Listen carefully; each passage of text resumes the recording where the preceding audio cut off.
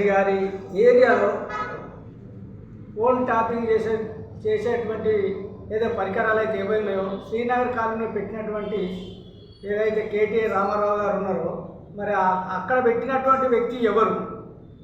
ఆ పెట్టినటువంటి వ్యక్తి ఇప్పుడు ఇక్కడ ఓడిపోయిన వ్యక్తికి అనుమానమే కదా. కంప్లైంట్ చేస్తే ఏమవుతుంది? కోటాలయ్య గారు మీరు మాట్లాడుతుండ్రు, ఇది పద్ధతి కాదు. ఎందుకంటే బలహీన వర్గాలను ఇక్కడున్న వస్త్ర పరిశ్రమ వాళ్ళను ఆదుకున్నా అని చెప్పి నువ్వు ఎక్కడ ఆదుకున్నావు మీకే కనబడుతుంది, కానీ మాకైతే ఎక్కడ కనబడతలేదు. బడుగు బలహీన వర్గాలను ఆదుకున్నా అని చెప్పి నువ్వు ఎస్సీ ఎస్టీల భూములన్నీ గుంజుకున్నావు. ఇదేమైనా పద్ధతేనా నీకు? సిరిసిల్లాలో మరి 178 దాదాపు 200 ఎకరాల భూమి గుంజుకున్నావు, ఇప్పటి వరకు దానికి పైసలు చెల్లించలేదు. నువ్వు ఇక్కడ సిరిసిల్ల అక్కడ చేసినటువంటి కార్యక్రమం ఏముంది? కాబట్టి దయచేసి ఇంకోసారి కూడా మా కేకే మహేందర్ రెడ్డిపై ఆరోపణలు చేయొద్దు. ఒకవేళ మా ఆరోపణలకు తప్పైతే శిక్ష మేము అనుభవిస్తాం. నీకేమొచ్చింది? నువ్వు చేయలేదని అంటున్నావు కదా. దేశం మీద, రాష్ట్రంలో దేశం మీద ఫోన్ ట్యాపింగ్ గురించి పేపర్లలో మాట్లాడుకున్నటువంటి వస్తున్నటువంటి వార్తలు నిజం కాదా? మీరు మూసీ నదిలో పల్కొట్టి చేసినటువంటి ఏవైతే శకటాలు ఉన్నాయో అవన్నీ ఫోన్ ట్యాపింగ్ చేసేటువంటి మిషన్ అవన్నీ కూడా మీరు అలా వేసిన మీకు తెలుస్తలేదా? కాబట్టి దయచేసి మిస్టర్ రాఘయ్య గారు మీరు కూడా తెలుసుకొని మాట్లాడాలి. బడుగు బలహీన వర్గాలకు మీరు పనిచేసారు, అందరూ కూడా నిర్ణయాధ్యక్షులు బడుగు బలహీన వర్గాల దగ్గర గుంజుకొని నువ్వు ఎవరెవరికి ఇచ్చినావు నీకు తెలియదా కేటీఆర్? దయచేసి ఇంకోసారి కూడా మీరు కూడా బీసే ఎవరు తోటాగాయ గారు, మీరు కూడా తోటాగాయ గారు ఇట్లా మాట్లాడడం సమంజసం కాదు. ఎవరైతే తప్పు చేస్తే తప్ప మన గవర్నమెంట్ మన పోలీసు వ్యవస్థ చూసుకుంటుంది. ఇప్పుడు మేము ఇచ్చినంత మాత్రం మేము చెప్పగానే కేటీఆర్ని తీసుకుపోయి లోపట్టేస్తారా? కేటీఆర్ సిరిసిల్లకు వచ్చినప్పుడు కాంగ్రెస్లను పోలీస్ స్టేషన్లు వేసినట్టు అనుకుంటారా? అట్లా కాదు. కాబట్టి మీరు ఇంకోసారి కూడా ఇట్లా మాట్లాడద్దు. ఆగయ్య గారు మీరు తెలుసుకొని మాట్లాడండి. ఒకవేళ మేము తప్పు చేస్తే మేము శిక్ష అనుభవిస్తాం, మీరు తప్పు చేస్తే మీరు మా పార్టీలో ఉన్నటువంటి అందరూ తేట తెల్లమైనటువంటి వ్యక్తులు న్యాయవస్తులు అని చెప్తుండ్రు. ఇప్పుడు దొంగలందరూ వేసేటోళ్ళు టీఆర్ఎస్ వల్ల కాంగ్రెస్ వల్ల. ఇప్పుడు తీసుకుపోయి పోలీస్ స్టేషన్లు వేసేటోళ్ళు ఎవరు?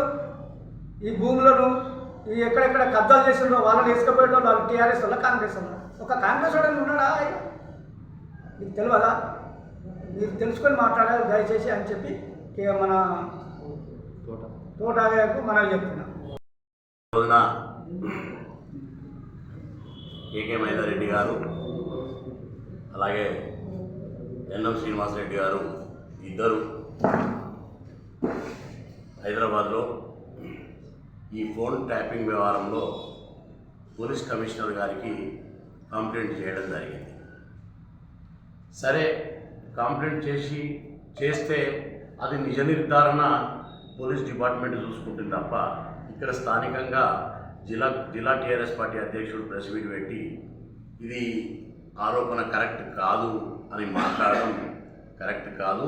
మేము దీన్ని కాంగ్రెస్ పార్టీ పక్షాన తీవ్రంగా ఖండిస్తున్నాం.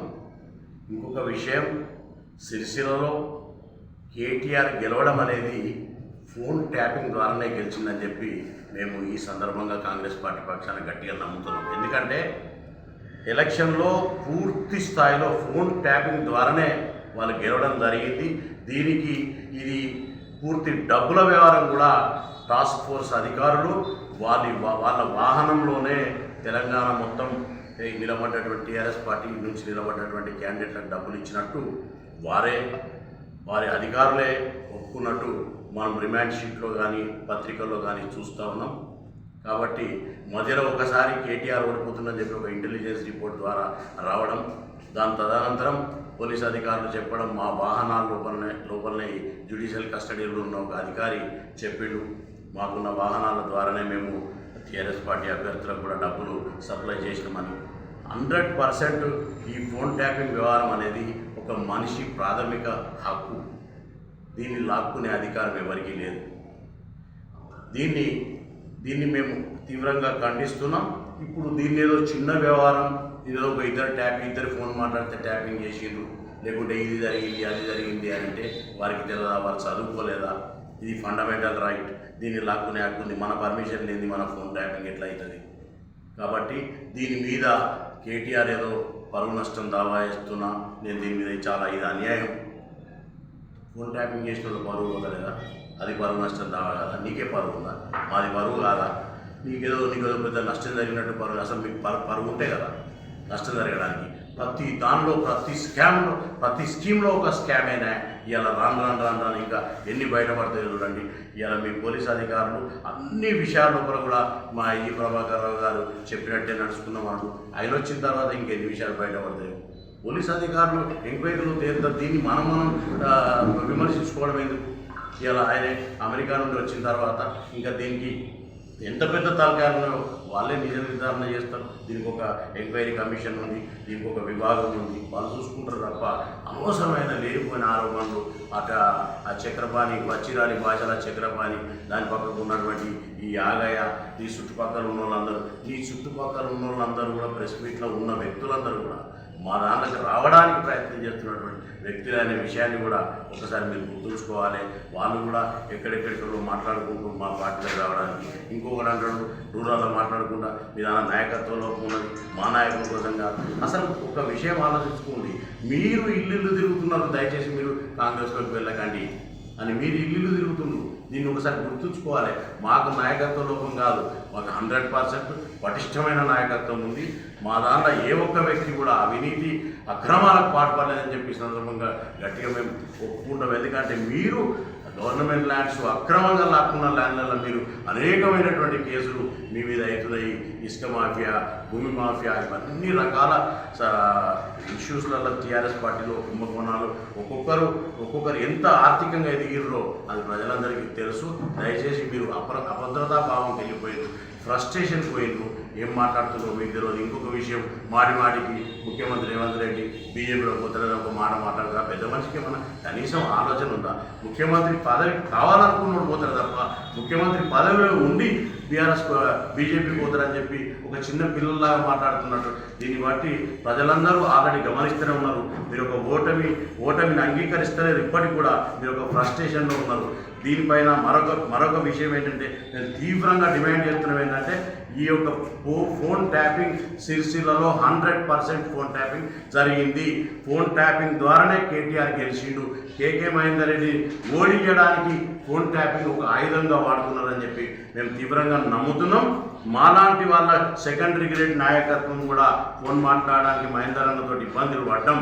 కాబట్టి ఈ ఫోన్లో మాట్లాడడానికి అన్నీ అబ్జర్వ్ చేసే ఎవరెవరు ఎక్కడ పనిచేస్తున్నాయి దాన్ని అధిగమించి దాన్ని అట్లా బ్లాక్మెయిల్ చేసుకుంటూ కేటీఆర్ గెలిచింది తప్ప నిజంగా ప్రజల అభిమానంతో గెలవలేదనే విషయాన్ని మేము ఈ సందర్భంగా తెలియజేసుకుంటూ, ఇంకొకసారి టీఆర్ఎస్ పార్టీ వాళ్ళు ఇక్కడ ప్రెస్ మీట్ పెట్టి కేకే మహేందర్ రెడ్డి గురించి చివాకులు అవాకులు పెడితే బాగుండదని చెప్పి తెలియజేస్తూ, ఈ యొక్క మేము ఇచ్చిన కంప్లైంట్ గురించి పోలీస్ అధికారులు నిర్ధారణ చేస్తారు. మీకు ఎందుకు అంత భయం? దొంగలంటే బుధాలు కొనుక్కోవడం, ఆరోపణలు ఎందుకు చేస్తున్నారు, అనవసరమైన ఆరోపణలు చేస్తున్నారు అని చెప్పి ఆగయ్య మాట్లాడుతున్నారు.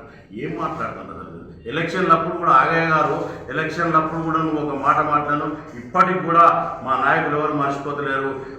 ఓటమి భయం పెరిగిండు, మనుషుల చౌకలు వచ్చిందని ఒక మానవత్వం లేని మాట మాట్లాడినాం. అది ఇప్పటికి కూడా గుర్తుంది. అసలు నీలాంటి ఈ జిల్లాకు టీఆర్ఎస్ పార్టీ అధ్యక్షునిగా కొనసాగడానికి నైతిక హక్కు లేదు. నీకు హ్యూమన్ గ్రౌండ్స్, నీకు హ్యుమానిటీ లేదు. ఎందుకంటే ఆ వ్యవహారం మీద మాట్లాడు, రాజకీయంగా ఎదుర్కో. ఒక మనిషిని నువ్వు ఆ రకంగా సావుకరొచ్చింది ఈ మనిషేనా అనే మాట మాట్లాడినదు అది ఇప్పటికి కూడా అజ్ఞాని, నువ్వు చదువురాని వ్యక్తివి, నువ్వు ఇలిటరేటివ్. ఈ సందర్భంగా తెలియజేస్తున్నాం. ఇంకొకసారి ప్రెస్ మీట్ పెట్టేటప్పుడు కూడా మీరు ఒకసారి ఆలోచించుకోండి. కొంచెం ట్యూషన్ పోయాన్న ప్రెస్ మీట్ పెట్టండి, డైరెక్ట్ వచ్చి ప్రెస్ మీట్ పెట్టకండి. మీకు press meet to the point, మీకు సబ్జెక్ట్ మాట్లాడేటువంటి పరిస్థితిలో మీరు లేరు. మీరు ఫ్రస్ట్రేషన్లో ఉన్నారు. బాగా మీరు అవినీతికి పాల్పడి ఒక్కసారి బ్రేక్ అయింది కాబట్టి మీరు దాన్ని మింగలేక ఉన్నారు. కాబట్టి దయచేసి మీరు ఇంకొకసారి ప్రెస్ మీట్ పెట్టినా కానీ సమయ సందర్భం సబ్జెక్ట్ పరంగా మాట్లాడండి. మా కేకే మహేందర్ రెడ్డి గురించి మాట్లాడితే ఖబర్దార్ బాగుండదని చెప్పి సందర్భంగా తెలియజేస్తున్నాం. ఆగయ్య గారు, గౌరవ కేకే మహేందర్ రెడ్డి సిరిసిల్ల ఇన్ఛార్జ్ గారు ఫోన్ ట్యాపింగ్ ఇచ్చిన ఫిర్యాదుపై స్పందిస్తూ ఆయన కాంగ్రెస్ పార్టీలోనే లేడు, అతని హోదా ఏంటి అనుకుంటూ మాట్లాడి ఫోన్ ట్యాపింగ్ వ్యవహారం గురించి ఆయన చేయవలసిన అవసరం లేదు అని మాట్లాడినటువంటి వ్యక్తి ఈరోజు రాష్ట్రంలో ఎక్కడ చూసినా ఫోన్ ట్యాపింగ్ సమస్యనే ముందుగా కనిపిస్తూ ఉంది. రోజు పేపర్లో వస్తూ ఉన్నది. అది మీకు కనిపించడం లేనట్టుంది. అసలు ఫోన్ ట్యాపింగ్ అనేది ఒక నేరపూరితమైనటువంటి చర్య అని భావించి కూడా ఫోన్ ట్యాపింగ్ వ్యవస్థను రాష్ట్ర వ్యాప్తంగా చేసినటువంటి ఘనత మీకు దక్కింది. అలాంటిది ఇక్కడ ఏదైతే మంత్రివర్యులు గౌరవ కేటీఆర్ గారు ఉన్నారో, ఇక్కడ అతనికి వ్యతిరేకంగా నిలబడినటువంటి వ్యక్తి మహేందర్ రెడ్డి గారి గురించి ఫోన్ ట్యాపింగ్ చేయవలసిన అవసరం ఉంటుందని భావించి అతనికి అలా అనిపించిన పరిస్థితుల్లో దాని గురించి కాంప్లైంట్ చేయడం జరిగింది. కాంప్లైంట్ చేసిన దాని గురించి మీరు అంతా గగ్గోలు పడవలసిన అవసరం లేదు. ఫోన్ ట్యాపింగ్ అయిందా కాలేదా అని నిర్ధారణ కాకముందే ఫోన్ ట్యాపింగ్ చేసినవి అతని స్థాయి ఏంది అని మాట్లాడుతారు. ఎవరి స్థాయి గురించి ఎవరు మాట్లాడే హక్కు మీకు లేదు. సిరిసిల్లాకి ఎప్పుడో ఒకసారి వచ్చిపోయే వ్యక్తి అంటే ఆనర్లుని కలిసిపోతుండు అని అంటారు. అధికారంలో ఉండి మంత్రివర్యులు కూడా ఆనర్లుని కలిసిపోయి గతంలో మిగతా ఎవరిని దగ్గర రానియకుండా పరిపాలించినటువంటిది సిరిసిల్ల ప్రజలందరికీ తెలుసు. మూనాల చెరువు తెగినప్పుడు నీటి ప్రవాహము శ్రీనగర్ కాలనీ మునిగిపోయినప్పుడు కాలనీకి కాలనీ మునుగుతుండగా వచ్చి చూసిన పాపాన పోలేదు. దాన్ని మహేందర్ రెడ్డి గారు స్వయంగా పరిశీలించి దాని నివేదికను కూడా సమర్పించినటువంటిది వారికి తెలియదు అనుకుంటాను. బహుశా మీరు దాని గురించి మళ్ళీ నోటీసులు కూడా ఇచ్చిన అంటున్నారు. నోటీసులు ఇచ్చినాక మీకు అంత భయం ఎందుకు? నోటీసు ఇచ్చినాక కోర్టు తెలుస్తుంది. మీరు ట్యాపింగ్ మీద ఇచ్చినటువంటి ఫిర్యాదు అది కూడా బయటపడుతుంది త్వరలో అని తెలియజేస్తా ఉన్నాను.